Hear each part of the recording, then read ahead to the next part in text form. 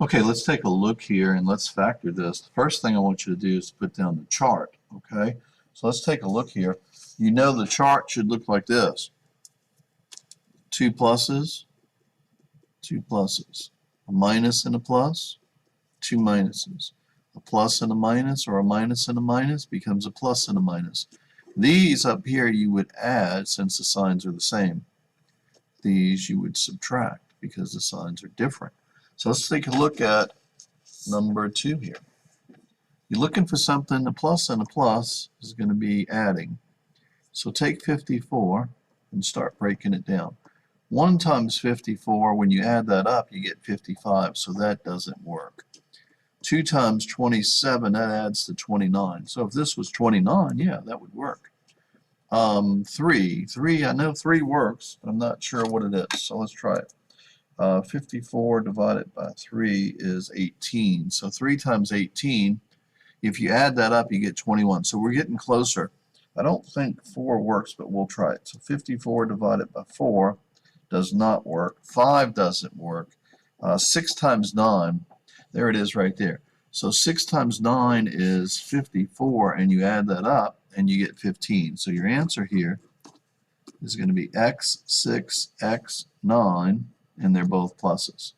Check the outer, that's 9, that's 6, that adds up to give you 15. Okay? Let's move on from here. The next thing we're going to do is work this one. This one right here, you have 2 minuses. That's going to be a plus and a minus, so you're going to be subtracting. So take 28. 1 times 28 subtracts to give you 27.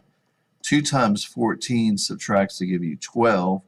3 doesn't work. 4 times 7, there it is right there, because 7 minus 4 is 3. So put your parentheses, put 4 here and a 7 here. The middle term's a minus, so the minus in this case goes with the bigger number and the plus goes here. Check your outer, that's a negative 7. Check your inner, that's a positive 4. And then you're done. That's going to give you a negative 3. Make sure you get a negative 3. If not, switch your signs. All right, today we're moving on to some harder stuff. Copy those 2 down. All right, this is where you have to do something called group factoring. So look up here. First of all, we know a minus and a minus is going to be a plus and a minus. We know that. So we know we're subtracting. So you're going to take the 3 and factor it. 1 times 3. 1 times 5. You're looking for a combination that subtracts to give you a 2. That right there is a 5, and that right there is a 3. So this looks like it's going to work here. Okay, so let me think about this a second. All right, so these are going to work, and we have to substitute in place of that 2. All right, so let me think.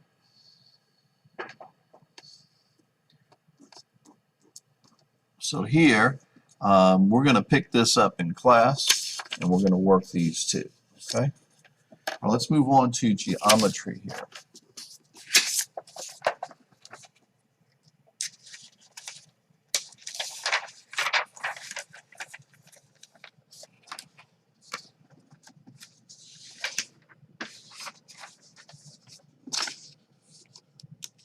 Okay, let's take a look at the geometry right here.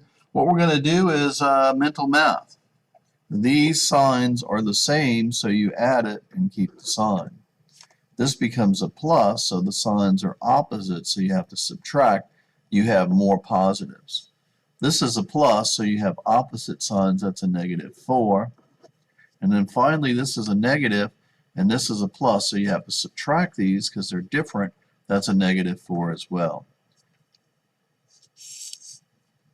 All right, on this one down here, the whole thing is divided by 7. So the first thing you want to do is multiply by 7. That's your first step. Then you want to subtract 4 from both sides. So you get 2x is equal to 10, and then divide 10 divided by 2 is going to give you 5. And that's your answer. This one right here,